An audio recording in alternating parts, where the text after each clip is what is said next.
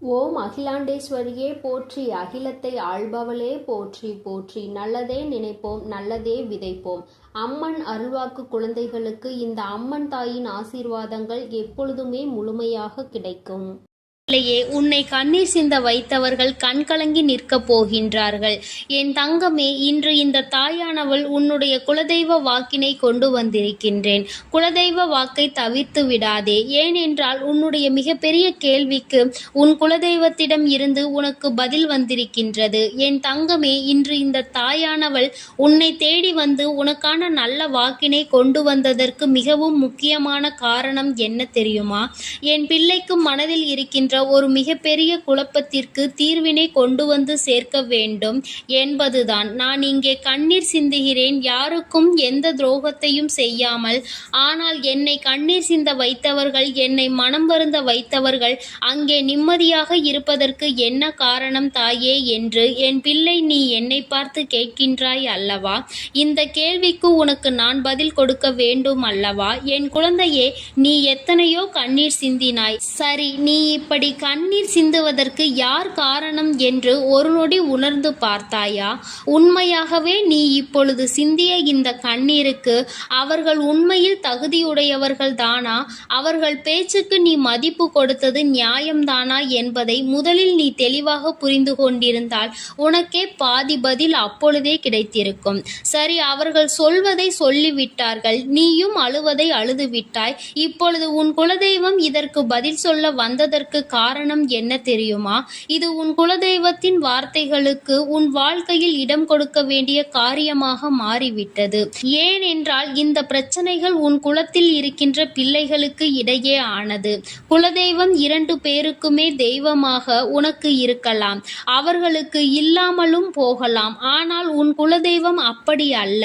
இருவருக்குமே உன் குலதெய்வம் ஒன்று என்பதனால் இப்பொழுது அவர்கள் இதற்கு பதில் தர வேண்டிய கட்டாயம் வந்துவிட்டது.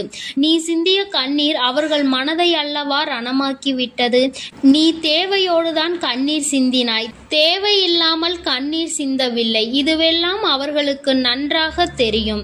என் குழந்தையே, நீ தவறுகள் செய்திருந்தாலும் சரி, தவறுகள் செய்யாவிட்டாலும் சரி, அதற்கு என்ன விஷயங்கள் என்ன காரணங்களாக உன் வாழ்க்கையில் வந்தாலும் அதை நீ சரியான கோணத்தில் எதிர்கொண்டு இருக்க வேண்டுமே தவிர ஒருபொழுதும் அழுது உன்னுடைய நிலையில் இருந்து நீ இறங்கி வந்திருக்க கூடாது. என் குழந்தையே, நீயாகவே உன்னுடைய நிலையில் இருந்து இறங்கி வந்ததனால் இன்று உனக்கு இருக்கின்ற கஷ்டங்கள் ஏராளமாகிவிட்டது. நீ இந்த நிலையில் இருக்க வேண்டும் என்று எண்ணி அவர்கள் இந்த காரியங்களை செய்தார்கள். இப்பொழுது சந்தோஷமாக அவர்கள் இருக்கின்றார்கள். அவர்களுக்கு சந்தோஷத்தை கொடுத்துவிட்டு நீ இங்கே வேதனைப்பட்டு கொண்டிருக்கிறாய் என்றுதான் உன்னுடைய குலதெய்வம் சொல்கின்றார்கள். அது மட்டும் அல்லாமல் நீ இன்னமும் சில செயல்களை வேண்டாதவைகளாக செய்து கொண்டிருக்கிறாய் என்று அவர்கள் மனம் வருத்தப்படுகின்றார்கள். யாருக்கு என்ன பிரச்சனை என்றாலும் அதை இழுத்து உன் தலையில் போட்டுக்கொள்வதே மிகப்பெரிய வேதனைக்குரிய செயலாகும். அவர்கள் நினைக்கின்றார்கள், அடுத்தவர்கள் படுகின்ற கஷ்டங்களை பார்த்து மனம் இறங்குவதில் தவறில்லை. அதற்கு அவர்கள் உன்னிடத்தில் உதவிகள் கேட்டால் மட்டும்தானே செய்து கொடுக்க வேண்டும். மாறாக நீயாகவே உள்ளே நுழைந்து அவர்களுக்கு உதவுகிறேன் என்று சொல்லிவிட்டு நாளை உன்னுடைய கஷ்டங்களுக்கு யாரும் உனக்கு உதவிக்கு வராமல் நீ நிற்கும் பொழுது அது எத்தனை பெரிய வேதனையாக இருக்கும் என்பதை உன்னால் புரிந்து கொள்ள முடியும்.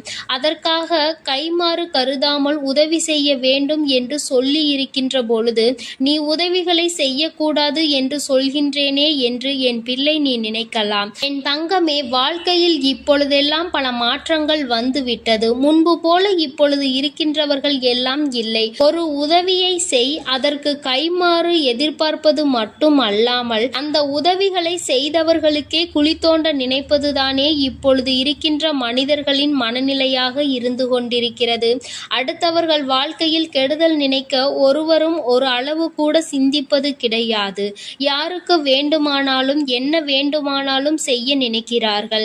அதனால் அவர்கள் நினைக்கின்ற விஷயங்கள் எல்லாம் சரிதான் என்று எல்லாவற்றையும் விட்டுவிடக் கூடாது என்றுதான் உன் குலதெய்வம் சொல்கின்றார்கள். வேண்டியவர்கள் வேண்டாதவர்கள் என்றெல்லாம் இப்பொழுது கிடையாது. உண்மையில் எவரினுடைய வார்த்தைகள் உனக்கு ஆறுதலையும் அன்பையும் கொடுக்கின்றதோ அவர்கள் மட்டுமே உனக்கு வேண்டிய வேண்டியவர்கள். உனக்கு யாருடைய வார்த்தைகள் உனக்கு வேதனைகளை அதிகமாக கொடுக்கின்றதோ அவர்கள் உனக்கு வேண்டாதவர்கள். இப்பொழுதெல்லாம் இப்படிதான் உனக்கு இருக்கின்ற உறவுகளை கணிக்க வேண்டுமே தவிர ஒருபொழுதும் நீ உறவுகள் என்று எண்ணி தேவையில்லாத நட்புகளை வளர்த்து கொள்ளாதே.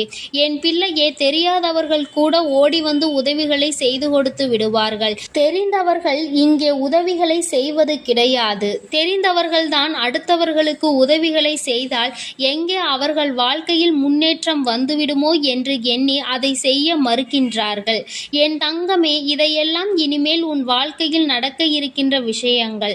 அதனை உனக்கு புரிய வைக்க வேண்டும். அதன் பிறகாவது என் பிள்ளை இந்த வாழ்க்கையில் என்ன நடந்து கொண்டிருக்கிறது என்பதை புரிந்து கொண்டு அதற்கு ஏற்றது போல நீ வாழவும் தொடங்கி விடுவாய். இனியும் இந்த சூழ்நிலைகள் இப்படியே இருக்கும் என்றால் நீ உன்னுடைய மனநிலையில் மாற்றங்களை கொண்டு வர வேண்டும்.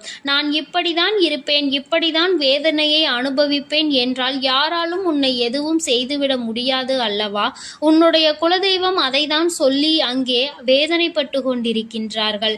அதனால் என் குழந்தையே, இனி ஒருபொழுதும் இந்த வாழ்க்கையில் உனக்கு கிடைத்த கஷ்டங்களை எண்ணி வேதனைப்படாமல் இனி உன்னுடைய வாழ்க்கையில் உன்னை தூக்கி நடத்துகின்ற தெய்வமாக நான் இருப்பேன் என்பதை நீ மனதில் வைத்து கொண்டு உனக்கு செய்கின்ற விஷயங்களை எல்லாம் பார்த்து நீ கணக்கில் எடுத்துக்கொள்ள வேண்டாம். யாரை விட்டுவிட வேண்டும் என்பது உன்னுடைய கையில்தான் இருக்கிறது. எல்லாவற்றிற்கும் மேலாக இந்த வாழ்க்கை உனக்கு கொடுக்க நினைத்த சோதனைகளை எல்லாம் நீ கடந்து வந்து யார் உன்னை அள வைத்தார்களோ அவர்கள் முன்னிலையில் நீ வாழ்ந்து காட்ட வேண்டும். உன் குலதெய்வம் இன்னொன்றையும் சொல்லி இருக்கின்றார்கள். உன்னை கண்ணீர் சிந்த வைத்தவர்கள் அங்கே மிகுந்த மனவேதனைக்கு ஆளாகி நிற்கப் போகின்றார்கள். அடுத்தவர்களுக்கு வேதனையை கொடுப்பதற்கு முன்பாக சற்று சிந்தித்து இருந்தால் இன்று அவர்கள் நல்ல நிலைக்கு வந்திருப்பார்கள். ஆனால் அவர்கள் இன்று உன் குலதெய்வத்தின் கையால் தண்டனை பெறுவதற்கு தயாராக நிற்கின்றார்கள். இனியாவது இந்த வாழ்க்கையை பற்றிய கவலை மற்றவர்கள் மீது செலுத்தாமல் உனக்கு நல்லபடியாக இருக்கும் என்பதை நீ மனதார நம்பிவிட்டால் போதும். எப்பொழுதுமே உனக்கு மன நிம்மதி கிடைக்கும். உன் குலதெய்வம் உனக்கு துணையாக இருக்கின்றது. உன் குலத்தில் இருக்கின்றவர்கள் தானே என்று அவர்கள் யாரையும் விட்டுவிடுவதில்லை. அவர்கள் தவறு செய்கின்றவர்களுக்கு தண்டனை என்ற ஒன்று எப்பொழுதும் கிடைத்தே தீரும் என்றுதான் சொல்கின்றார்கள். அந்த தண்டனையை அவர்கள் இந்த வாழ்க்கையில் அனுபவித்தே தீருவார்கள் என்பதிலும் எந்த மாற்று கருத்தும் கிடையாது. எதுவாக இருந்தாலும் இல்லையே, நீ மட்டும் மனதார எந்த துரோகத்தையும் செய்து விடாதே. இனி இந்த வாழ்க்கை உனக்கு நல்லதை கொடுக்க வேண்டும் என்றால் கெட்ட மனிதர்களிடம் இருந்து சற்று ஒதுங்கி இருக்க பழகிக்கொள். அவர்களை பற்றி தெளிவாக புரிந்து கொண்டு அவசரப்பட்டு நீ அழுது உன்னுடைய பலவீனத்தால் உன் சந்தோஷத்தை நீயே இழந்து விடாதே. என் அன்பு பிள்ளைக்கு இந்த அம்மன் தாயின் அன்பும் ஆசீர்வாதமும் முழுமையாக கிடைக்கும். ஓம் அகிலாண்டேஸ்வரியே போற்றி, அகிலத்தை ஆள்பவளே போற்றி போற்றி.